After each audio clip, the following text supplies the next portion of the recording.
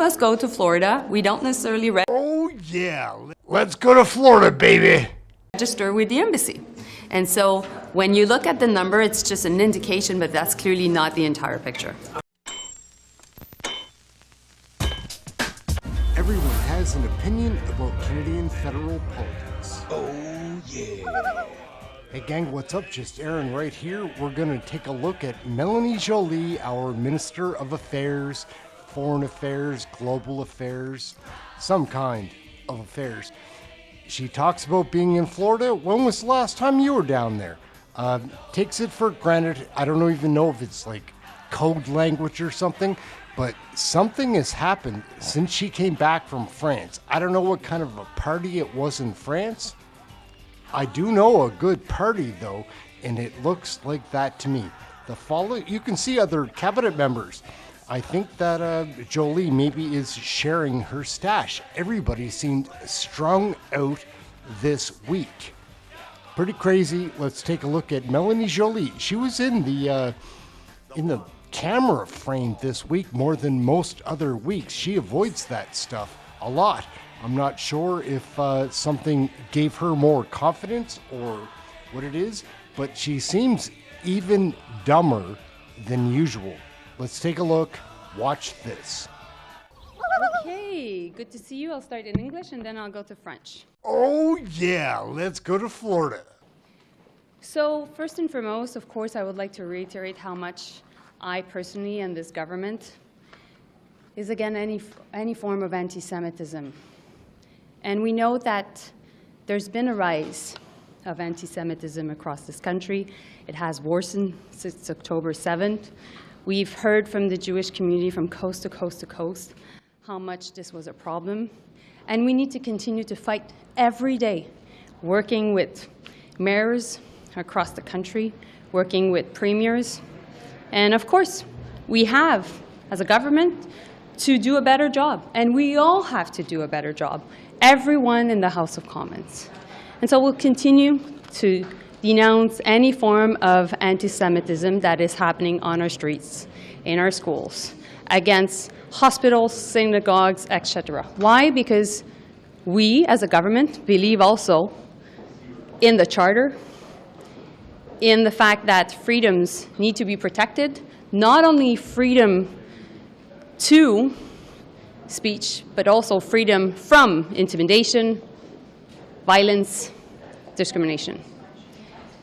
Now, when it comes to the leader of the opposition, PIERRE Poilievre himself, let me be clear. What we saw yesterday was the height of our hypocrisy. Clearly, Poilievre is doing one thing and saying one thing, and he's doing another. I'll give you 3 examples. First, while he's saying that he's fighting anti-Semitism, he never condemned those who were waving a Nazi flag during the Freedom Convoy on this Parliament Hill. Why didn't he? Second, he cozies up to groups like Diagolon, who spread neo-fascist ideology across this country. Why doesn't he denounce their anti-Semitism as well? And also, when his caucus met with far-right politicians from Germany that were downplaying Hitler's crimes, he kept them in his caucus, and they're still sitting next to him in the House of Commons.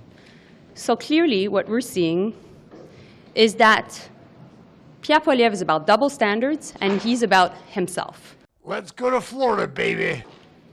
His own political gain, and ultimately, he's unfit to govern this country. Here she is. Does she seem a little off to you here in the House of Parliament? That was just a scrum. Now we'll watch this. Honourable Leader of the Opposition. A year ago today, a sadistic and genocidal death cult, Hamas, carried out the biggest attack on Jews since the Holocaust and has 100 more hostages. Bring them home.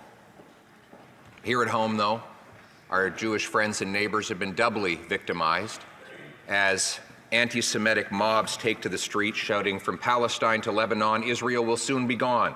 There's only one solution: Intifada, revolution. Will the government clearly and unequivocally condemn these genocidal chants from hateful mobs on our streets?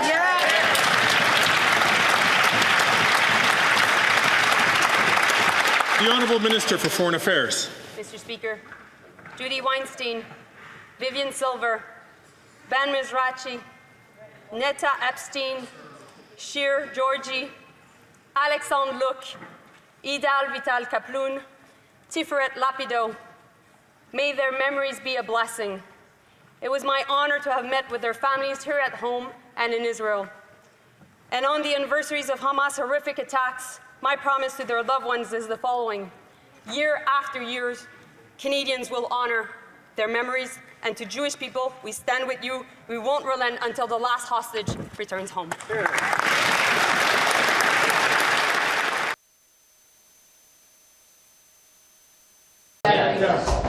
Okay, so the problem with Pierre Poilievre is that using the term peace is a taboo for him. We all know that what is required right now in the Middle East is peace and stability. That's what people in Israel want. That's what people in Gaza want. That's what people in Lebanon want. That's what people in the West Bank want. And Canada has had the same position for 30 years since the Oslo Accords, which is the one of a two-state solution, which Pierre Poilievre is actually against. And you know what? The Netanyahu government is also against. And Hamas is also against. Because Hamas wanted to launch the attack on 7th of October last year to make sure that that would not happen. And not only that, that the deal with Saudi Arabia would not happen. Also, they still